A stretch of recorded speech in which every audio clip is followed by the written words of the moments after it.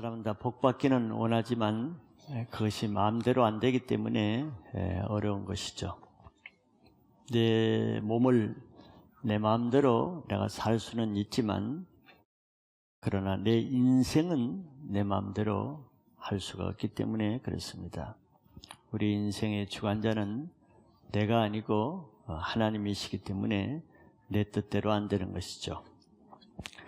잠언서 16장 9절에 우리가 알듯이 사람이 마음으로 자기 길을 계획할지라도 그의 걸음을 인도하시는 이는 여호와시니라 그랬습니다. 우리가 이것도 해보고 저것도 해보고 이 계획도 세우고 저 계획도 세우고 그건 우리가 얼마든지 할 수 있습니다. 그러나 그것을 되게 하시고 또 그것이 이루어지게 하는 것은 나에게 달려있지 않다는 거죠. 이것이 우리가 하나님을 의지하고 하나님 중심적으로 살아야 될 이유가 이것 때문에 그렇습니다. 그래서 내가 계획한 것이 어떤 사람은 되기도 하고 안 되기도 하고 반대로 어떤 사람은 내가 계획하지 않은 것까지도 내 계획한 것보다 더 놀라운 일이 일어나기도 하는 일은 인생의 주관자가 내 뜻대로 되는 것도 아니고 또 내가 계획 안 했다고 해서 안 되는 것도 아니고 하나님께 달렸다는 것을 인정하지 않을 수가 없는 거죠.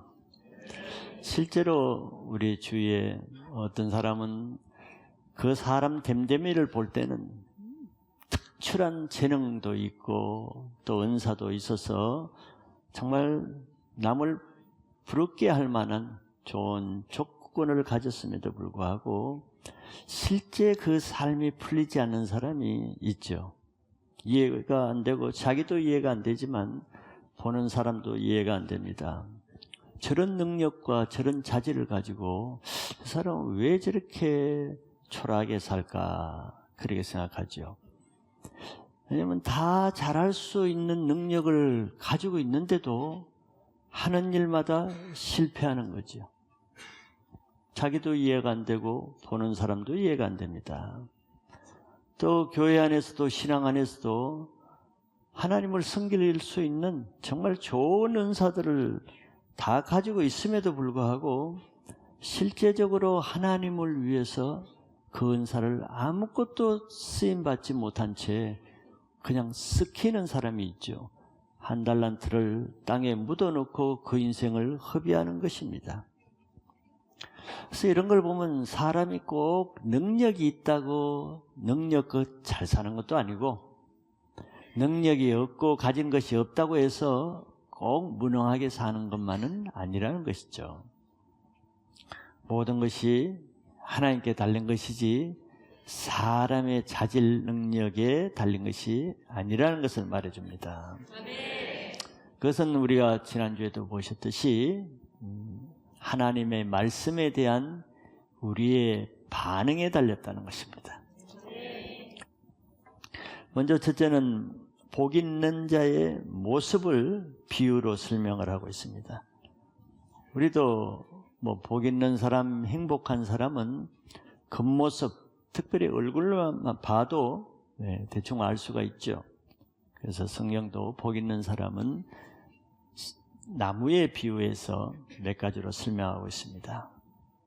주야로 말씀을 묵상하는 사람들은 그 보기에도 복이 있는 모습인데 첫째는 시냇가에 심은 나무 같다고 했습니다.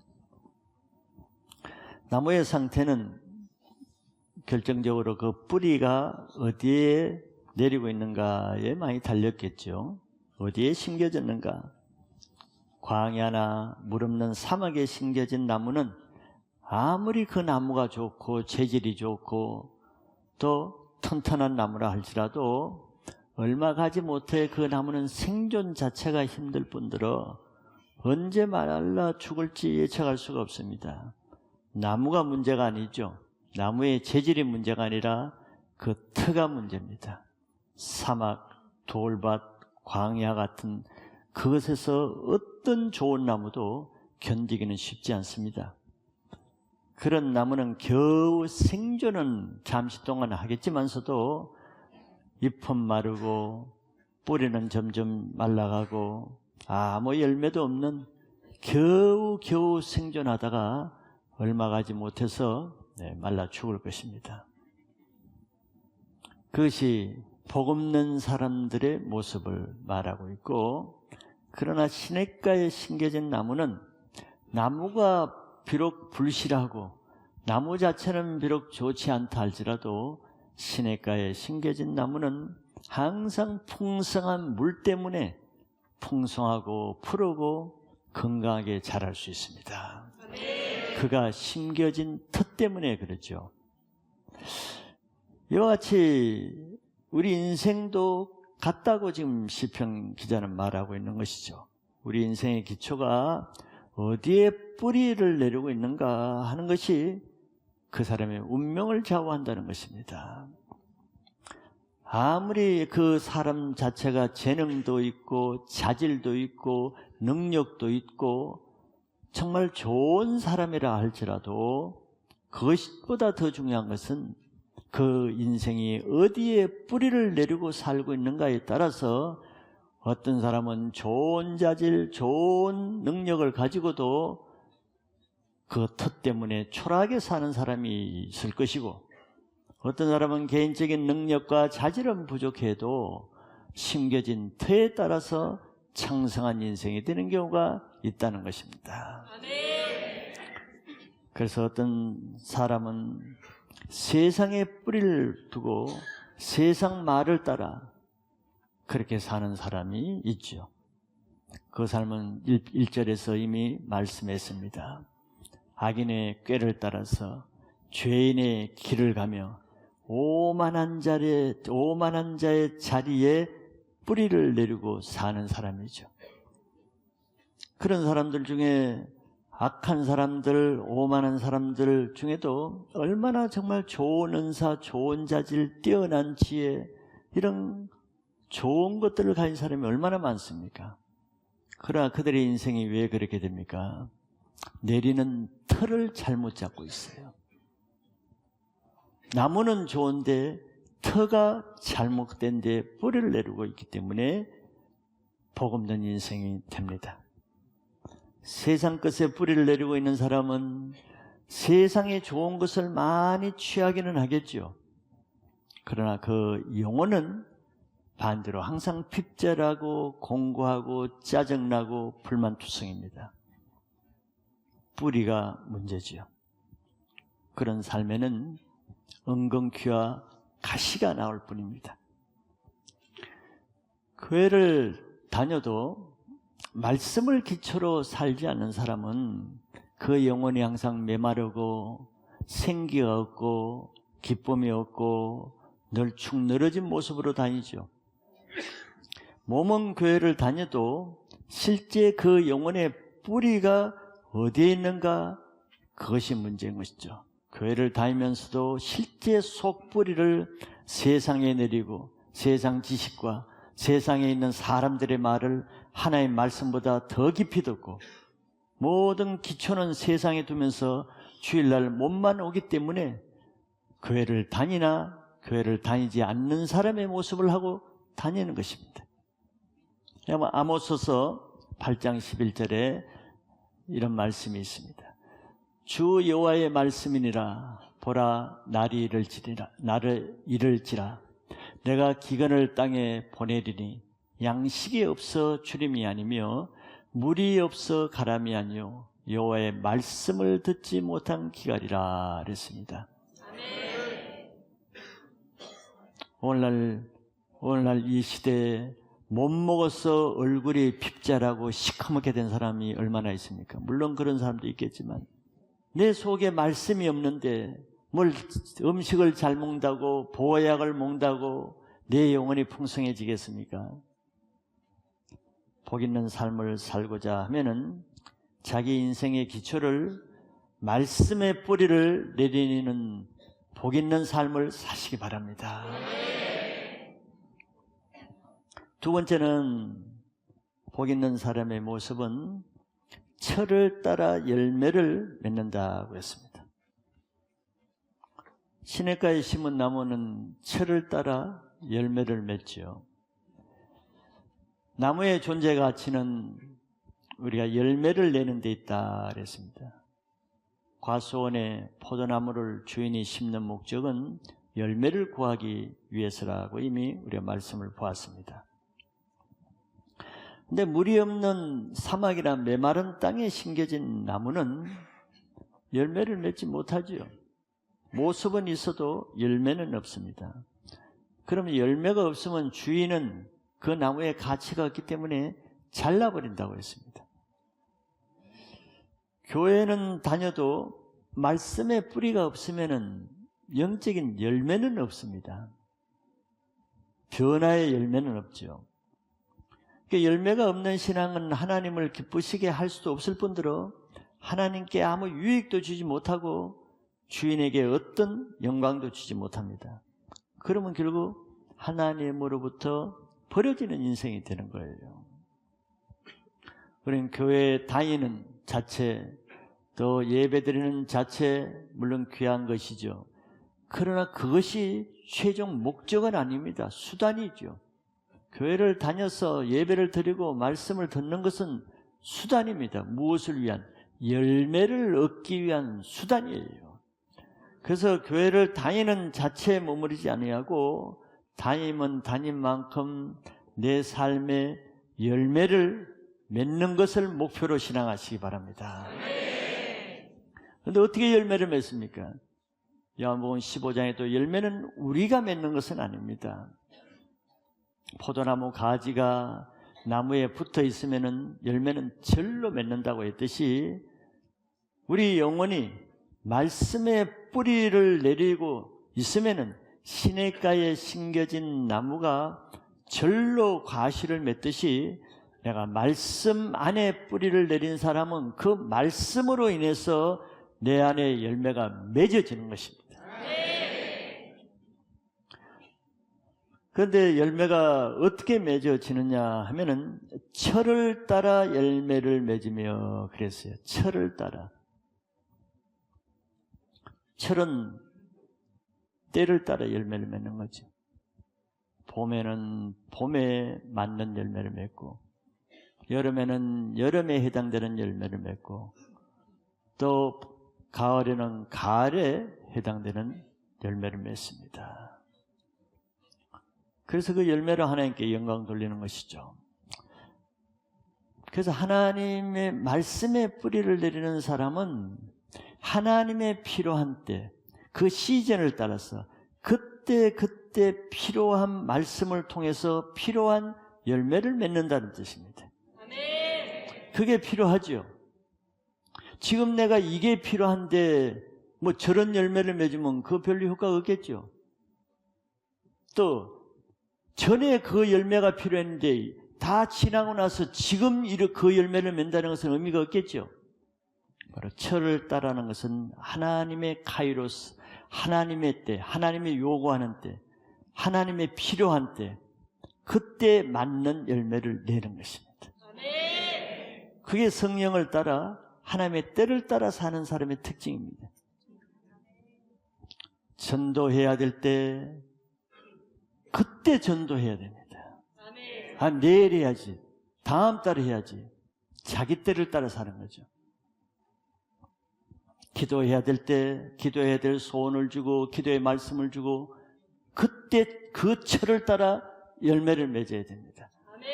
그럴 때 하나님이 열매를 맺게 하세요. 그런데 그 타이밍을 놓치고 며칠 지나서 하나님의 때가 아닌 내 때에 하려고 했어요. 노력은 하고 힘은 더 들고 시간을 많이 들어도 열매는 수확 얻는 게 없습니다. 자기 때를 따라 사는, 자기가 다 만들어서 해야 되니 힘든 것이죠. 자기 십자가를 지는 것도 힘들지만 하나님의 철을 따라서 하나님의 때에 따라서 십자가를 지고자 하면요 하나님이 질 수 있는 능력과 하게 하셔요. 그 철을 넘겨서 하려니까 힘드는 거예요. 이것이 바로 복 있는 사람들의 실제입니다. 우리는 하나님 앞에서 신앙하는 것을 내 스타일, 내 주관대로, 내 임의로, 내 뜻을 따라 하는 그 뿌리를 옮기고 하나님의 때를 따라 하나님의 방법으로 하나님이 원하실 때 하나님이 원하시는 것을 해드리는 하나님 중심적인 신앙으로 복 있는 인생이 되기를 축복합니다. 마지막 큰 두 번째는 그럼 복 있는 사람의 모습이 그런데 실제로 그럼 복 있는 사람의 복이 무엇이냐 그거 궁금하잖아요. 무슨 복이 뭔가. 복 있는 사람의 복을 한마디로 이렇게 말했어요. 그가 하는 모든 일이 다 형통하리로다. 이거보다 더 좋은 복이 있을까요? 이게 뭐 최고의 복이죠. 하나님 주시는. 하는 것마다 다 형통한데 뭐 그보다 더 좋은 복이 어디 있어요? 그래서 형통한 사람의 특징은 하는 일마다 다 잘 되는 거예요. 안 될 것 같은 것도 그 사람이 하면 돼. 될 수 없는 일도 그 사람에게는 신기한 방법으로 되는 일이 일어나요. 실제로 그런 일 많죠. 그런 일이 있습니다. 또 다른 사람이 아무리 못되게 막아도 그 사람은 더 잘 돼. 못되게 하는 사람은 더 안 돼. 신명기 28장 6절에 많은 복이 있지만 한마디로 저렇게 말씀하는 데가 있죠. 내가 들어와도 복을 받고 나가도 복을 받아 그치라. 이게 형통한 복이에요. 뭘 하든 어디를 가든 나가든 들어오든 뭘 해도 그 사람은 잘 되는 거지. 복 없는 사람은 나가면 좀 복이 있을까 해서 나갔더니 더 안 되고 들어오면 좀 복이 있을까 해서 들어왔더니 더 안 되고 뭐 나가든 들어오든 뭐 되는 게 없어. 형통하지 못하는 사람은 하는 일마다 되는 것이 없어요. 기적이죠. 신기합니다. 다른 사람이 하면 다 잘 되는 것 같아서 자기가 해보면 자기는 안 돼. 또 내가 하면 아무리도 안 되는 일이 다른 사람 하면 또 이상하게 잘 돼. 속상하죠. 하나님이 누구 편에 서 있는가에 따라서 그렇게 달라집니다. 그래서 복 있는 사람은 하는 것마다 다 잘 풀리고 복 없는 사람은 하는 일마다 안 풀리는 거예요. 이게 복과 저주의 모습입니다. 그래서 하나님께 달렸기 때문에 그런 일이 일어나죠. 안 되는 사람도 뭐 안 되려고 합니까? 얼마나 되려고 노력하는지, 얼마나 잘 살려고, 얼마나 좀 노력하고 했는데도 안 되는 거예요. 이게 뭐 내게 달렸어요? 내 문제라기보다 하나님께 달린 문제죠. 하나님이 그 사람 편이 아니기 때문에 그렇습니다. 하나님은 복 있는 사람 편에서 일하시는 분입니다. 성경에 뭐 복 있는 사람 다 그러지 않겠어요? 아브라함은 복의 근원이라고 근원이 되겠다고 약속하시는데 아브라함을 보세요. 아브라함 실수 많이 했죠. 자기 아내를 누이라고 속이고 실수했는데도 더 복을 받았어. 또 우물을 파놓으면은 아비멜렉이 맨날 와서 우물 빼앗아가. 속상하죠. 근데 결과를 보니까 우물 빼앗긴 아브라함은 더 잘 되고 우물 빼앗은 자기들보다 아브라함이 잘 되는 걸 자기들이 알고 와서 화친 조약을 맺고 왔어요. 잘 되는 사람은 빼앗겨도 잘 되고 안 되는 사람은 우물 빼앗았는데도 안 돼. 아브라함은 자기 조카 롯에게 좋은 땅을 먼저 다 내어줬어요. 네가 먼저 가져라. 좋은 땅 다 내어주고 자기가 못한 땅 가졌는데 좋은 땅을 가지는 롯은 완전히 쫄딱 망하고 아브라함은 더 잘 됐어요. 이게 복 있는 사람은 죽어도 더 잘 되고 복 없는 사람은 가지고도 더 안 되는 거예요. 왜? 하나님 뜻에 서는 사람이 잘 되는 거거든요.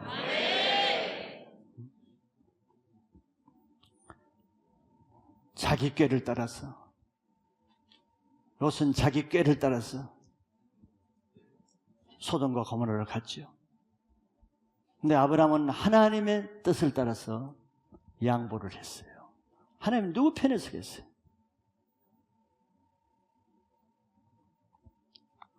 다윗은 가정의 말기 아들로 인정 못 받았어요. 부모에게도 인정받지 못하고 자기 형들이 항상 다윗을 교만하다고 비난하고 모욕하고 배척했어요. 그런데 그 다윗을 비난하고 교만하다고 욕한 형들은 안 되고 다윗은 골리앗을 이기고 잘 돼. 다윗을 죽이려고 하는 사울은 100번 유리한 왕의 편에서 다윗을 10수년간 죽이려고 하는 위치에 있으면 결국은 죽이려고 하는 사울은 망하고 죽임 당할 뻔한 다윗은 왕이 되는 거예요. 잘 될 사람은 아무리 악인이 죽이려고 그래도요 더 잘 됩니다. 안 될 사람은 아무리 남을 망하게 하려고 해도 그 망하게 하려는 것 때문에 망하게 하려는 사람은 잘 되고 자기는 망해요. 하나님이 누구 편이시겠어요? 하나님이 살아계시는 거예요.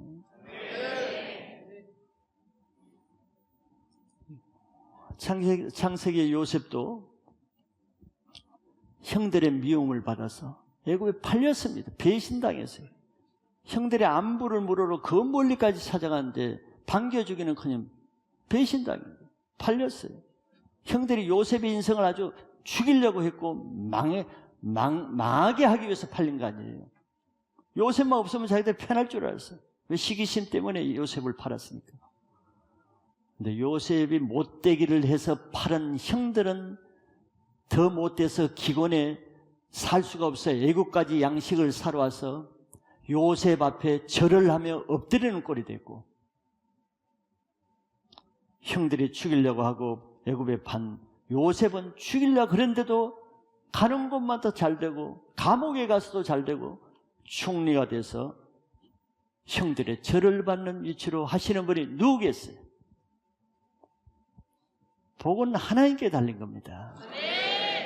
아무리 복을 달라고 애걸 해도 복이 없는 사람이 있고, 아무리 남이 나의 복을 뺏으려고 별별 핍박을 다해도 하나님이 복 주시려면 그거 못 막아요.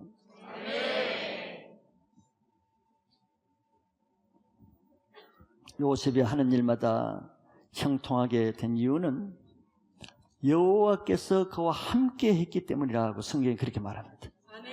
즉 하나님 편에 선 사람이 이기는 거예요. 창세기 39장 2절이 그렇게 말씀하고 있습니다. 여호와께서 요셉과 함께 하심으로 그가 형통한 자가 되어 그의 주인 애굽 사람의 집에 있으니, 여기 형통한 자가 된 이유가 여호와께서 요셉과 함께 하심으로 라고 했습니다. 내가 지금 핍박을 받던 억울한 일을 당하던 그게 내 인생의 운명이 아닙니다. 여호와께서 누구와 함께 하는가, 그게 문제예요. 내가 남을 핍박하고 이기고 갈취해서 내가 승승장구 하든, 내가 악인들로부터 피해를 받고 못 살고 너무 억울한 일을 당하든, 그거는 아무 문제가 안 돼. 하나님이 누구와 함께 하느냐, 그것이 중요합니다. 왜냐하면 지금 하나님을 따라 살면서 받는 핍박, 어려움, 이거는 아무 염려할 것이 없어요. 왜? 그것 때문에 하나님은 더 잘되게 하시는 거예요. 사울의 핍박 때문에 다윗은 더 잘됐고, 형들의 핍박 때문에 요셉은 팔려와서 애굽의 총리가 될 수 있게 하심으로 하나님이 있어요. 그래서 의인이 핍박을 받고 고난받는 것, 그것 때문에 슬퍼할 이유가 없습니다. 산상수훈에서 그것 때문에 복이 주어진다고 했잖아요.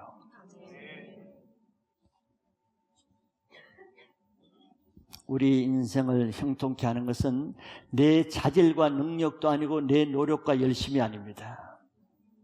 하나님이 내 편에 계시는가 아닌가, 여기에 달려있어요. 그래서 하나님은 각 사람이 하나님 말씀 앞에 각 사람의 반응, 심은 대로 거두십니다. 세상 양식으로 심은 자, 썩어질 것에 심은 자, 세상 악인의 꾀에 심은 자 그대로 거두게 될 것이에요. 그러나 하나님의 말씀을 양식으로 삼고 하나님 말씀에 자기 인생의 뿌리를 내린 사람은 내가 비록 능력이 있고 나는 재주가 없더라도 하나님이 그 사람과 함께 하시면 그 사람이 형통하게 됩니다. 갈라디아서 6장 8절에 자기의 육체를 위하여 심는 자는 육체로부터 썩을 것을 거두고 성령을 위하여 심는 자는 성령으로부터 영생을 거두리라 하고 약속했습니다.